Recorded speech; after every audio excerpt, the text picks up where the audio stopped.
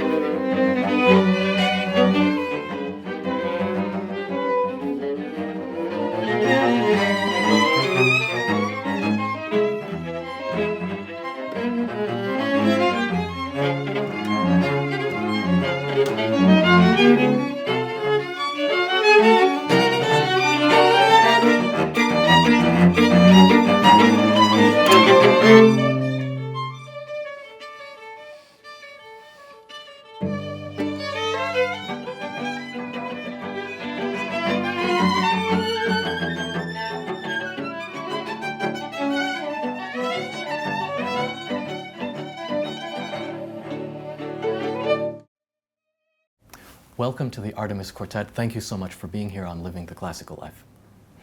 You're an award-winning Berlin-based quartet. Your playing has been described as having an intensity of feeling, warmth of expression, and a rhythmic precision for which European quartets are famous. You're on tour now here in America. Is there a difference between European and American quartets?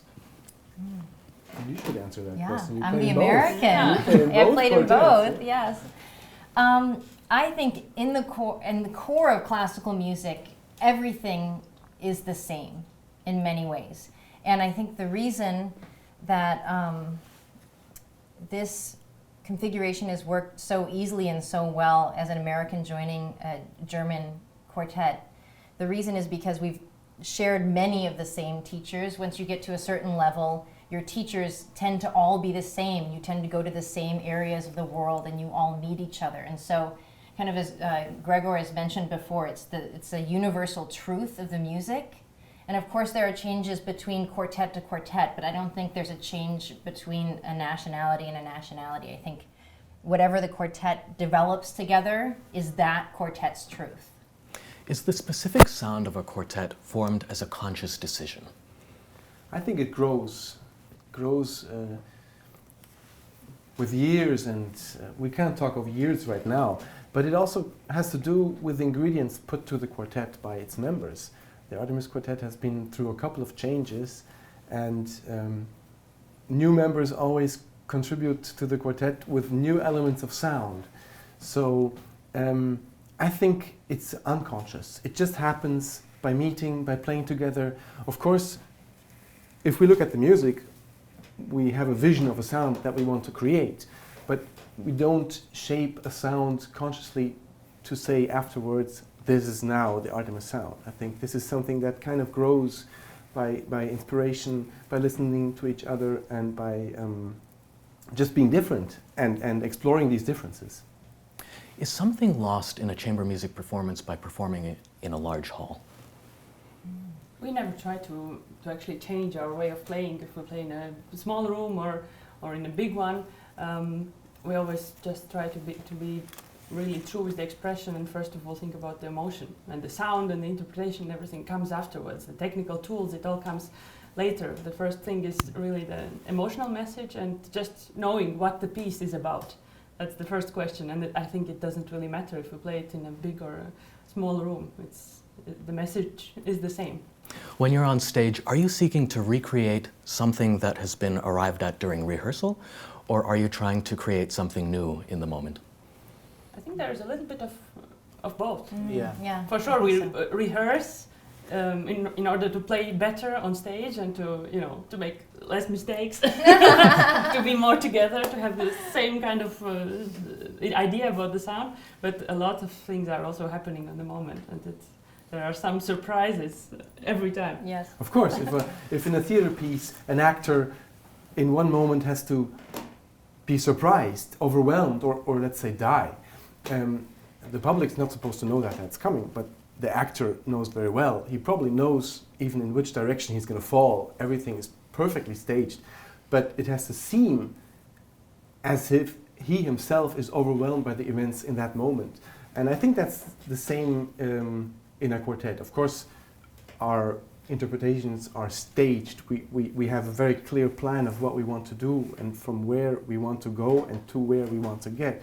But there are some moments of freedom, like the way you will fall, how spectacular you will fall, or how much you will be surprised. There is a momentum of spontaneity in a concert.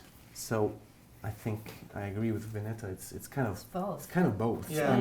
Depends on the moment of the playing. Sometimes in a tour you're in an experimental mode, and then you dare out a little more with a solo here and there, or you feel, okay, now this is a moment we kind of have to stay focused. We kind of have to stick to what we decided. I think this moment of improvisation and surprise is really important, especially when we go on tour and play the same piece for 10 or 15 times. We cannot be routine. If not, I think if we feel that way, then the audience will be very bored. So every time we have to feel that it's like the first time we played. What we try to do is to not make differences between a rehearsal and a concert. So what you do in rehearsal is basically you learn how to live music and how to, like a good actor, like on the spot, be able to be in a certain mood, produce a certain color, feel a certain way, have a certain pulse, have a certain way of breathing. That's really hard to find when you are on tour and tired and flying, and you have to train that. And once you achieve that, to find that in rehearsal, then you achieve some kind of freedom on stage, and you learn how to live the music on stage. And then, of course, it is spontaneous and true, and that's why it's always different also. Yeah. Sometimes you have a situation with a hall that is totally inspiring. Something happens also with the audience. It's just dead silent. And then, I don't know, I can feel it also being inspired by my colleagues that something special happens, maybe even some timings that were not discussed might just happen. And of course there are also moments which don't have that, so you go more for what you've decided to do. And speaking of rehearsals and discussions, you all know each other very well, but you come from different backgrounds musically and pedagogically. How do you go about making suggestions in rehearsals? Do you try to be tactful, or do you skip all of that? The idea You really think that we will tell this? This is a secret. We are super friendly. He asked if we try to, and we do try to. No, you do try to. No, it's an important thing, yeah. And there's one rule that we have that we don't always follow, but we try to. If you criticize something, you have to have the answer. You have to. Maybe someone is just phoning with the right answer. Indeed. Right now. So criticism has to be constructive, and you have to have an answer, and you have to be able to say and explain why you don't like it. It's and forbidden what is to say happening. it just sounds bad. Yeah, that's one cannot also work. rule. Yeah, Yeah, we created a bunch of rules Yeah. throughout the years, and when we were younger, we used to get stuck in these huge fights for nothing, and so we realized that also being polite has to do with efficiency in Yeah. a certain way. So people talk about soloists as becoming nervous on stage. Can a string quartet be nervous on stage?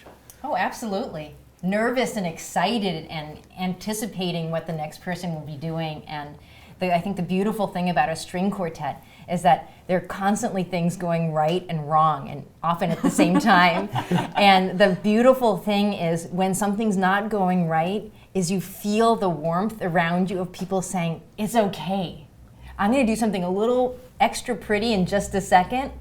That just kind of covers up maybe what you just did, or a smile of support, or like, we're going to do this together. So we all know each other's strengths and weaknesses to such a detail, so that we have to work together to cover over the weaknesses and enhance the strengths. And those are always shifting and always supportive of each other. But I think it's much less scary to play in a quartet than to play as a soloist, just for the reason that we have the luxury of knowing each other so well and of playing the same repertoire many, many times, and also have much more time to rehearse than a soloist that comes to an orchestra and just has maybe 2 hours or 3 hours of rehearsal with an orchestra. And I think it's just impossible to get the perfect connection and the perfect alchemy in so little time. Also, for us, it's not possible to get to the perfection, but we're kind of aiming to this every day. And we have many opportunities to get a little bit closer every time. You all lead such busy lives. Is there time for a family life in your lives? absolutely. Of course, Yeah. there needs to be, Absolutely. yeah. I have a 4-year-old and a 6-year-old, Gregor. I have a 3-year-old boy. I have a 3.5-year-old and a 5-week-old. Yes. So yeah, I mean, family is so important. And private life has always been a very cherished and protected part of our quartet life. I think a string quartet cannot exist if the members are not privately happy. So this was also an interesting issue when we had new members come in, because it's not only about, of course it is mainly, about this chemistry that has to work, that has to click right away when you play. But also you have to have the feeling that the quartet situation creates a happy person privately. So there's space and the possibility also to have a life next to the quartet. Whatever kind of life it is. Whatever kind of life it is. Yeah. You're supported and you're... Yeah, but that's so important, otherwise the quartet will collapse. Yeah. It cannot work. So this is an issue that's very important to me personally. We filmed 40 episodes of this show and we have not yet touched directly on the subject of musicians' mental health. I've given public talks about musicians' depression, anxiety, bipolar condition, and how that affects composers, performers, and their creativity. After the death of Mr. Weigle, you gave performances to raise awareness of mental health. Why was this important to you? Our colleague was suffering from bipolar depression, and in July of 2015 he took his life. It was difficult to find a way to let people know about it, and we thought that this is the right way to tell about it, and to at the same time do something useful, and not not hide but go out there and just be a bit open about it. It seems that it's a subject that is not yet completely in the open, but I think it's very important because I saw a study that shows that over 50% of musicians at some point in their lives will face some issue themselves personally, and I've had many experiences with my own friends, and I would imagine that you, as a group, can offer support to each other in the case that something like this comes up. Of course, if the person who is affected by this is willing to share this problematic, but I think most of the time musicians who have these kind of problems, they don't feel right bothering others with their problems, and it was also a little bit the case of our colleague. He always wanted to give a really positive image and not bother others with his health issues, and he was always the strong guy who had solutions for everything, and it was great. He tried to also convince himself that he was very, very happy and he didn't have these problems. And then it's difficult when the person is kind of closed on that side. It's difficult to help. It's a very multi-layered issue. There's so many psychological aspects behind that, also in a group dynamic. But I think for us it was very important to, in a way, to understand and deal with that issue ourselves. Being confronted with it, being open with it, speaking about it, and also sharing it with other people, and not putting it into a dark corner where there's a taboo. You're not supposed to speak about this. This is something that concerns so many people, and let's openly face it.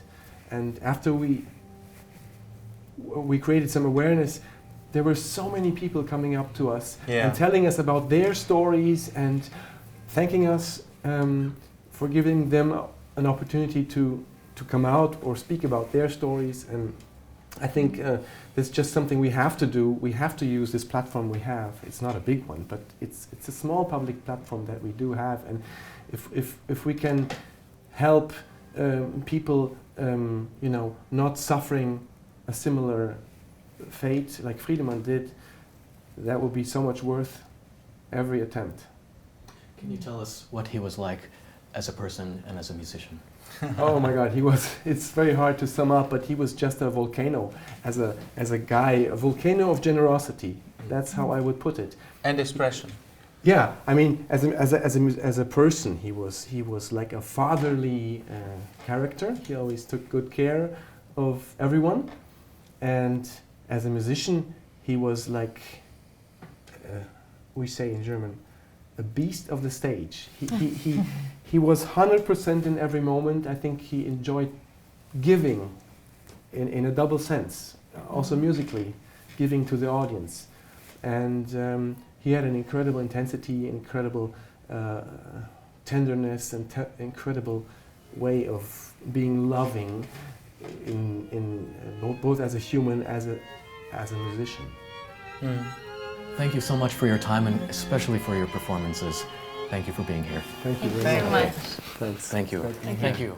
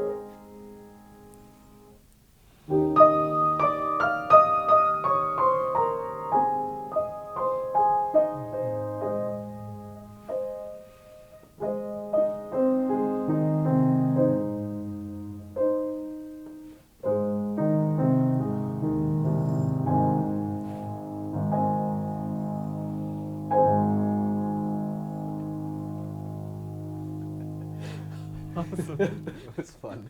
Yes.